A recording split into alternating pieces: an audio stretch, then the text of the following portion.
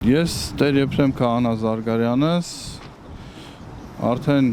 շուրջ 20 տարիներ ծառայում եմ Սանկտ Պետերբուրգի հայկական եկեղեցիներում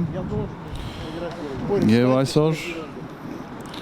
մեր համայնքի Պետերբուրգի հայ համայնքի ներկայացուցիչները, մեր հավատացյալները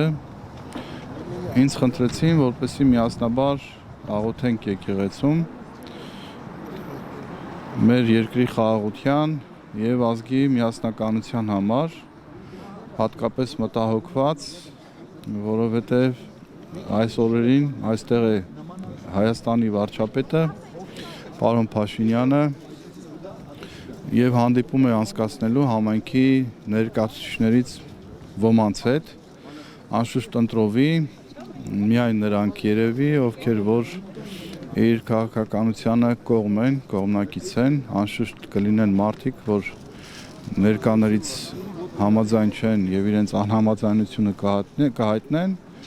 բայց ուզում ենք փոխանցել, որ այստեղ հավաքված ժողովուրդը եւ նաեւ Ռուսաստանաբնակ շատ հայեր դժգոհ են այն քաղաքականությունից, որ որդեգրել է հիմա Հայաստանի ղեկավարությունը հանդեպ հայ եկեղեցու, հայ հոգեվորականների, նաև բարեպաշտ հայորդիների, այդ թվում նաև բարեգործ, օրինակ Սամվել Կարապետյանի եւ այն գաղափարախոսությունը, որ ինքը քարոզում էր ի սկզբանե իշխանության գալով, դեռ այն ժամանակ ցավոք զգացում ունեի, որ այդ ամեն ինչը փոխվելու է ընթացքում։ Ժողովրդին պետք էր ոտքի հանել, որպես իշխանության գա, այդպես էլ վարվեցին եւ իրենց գաղափարախոսությունը եւ իրենց ցանկությունները եւ այն հույսը, որ ներշնչում էին մեր ազգին, ցավոք այս տարիների ընթացքում բոլորը իդերև եղան եւ մենք տեսնում ենք հակառակ ընթացքը, որ հատկապես այս իշխանության օրոք ամբողջ հայ ազգը բաժանվել է եւ բաժանվում է։ Սա մեծ մտահոգություն է, որովհետև ընդհակառակը միշտ ասում եմ, տանտերը հոգում է, որպես իր ընտանիքում համաձայնություն, համերաշխություն, սեր, խաղաղություն լինի։ Իսկ այսօր բոլորս վրդոված ենք, բոլորս անհանգիստ ենք եւ այսօրվա հավաքը նույնպես դրա վառ վկայությունն է, որ մենք մտահոգ ենք իսկապես։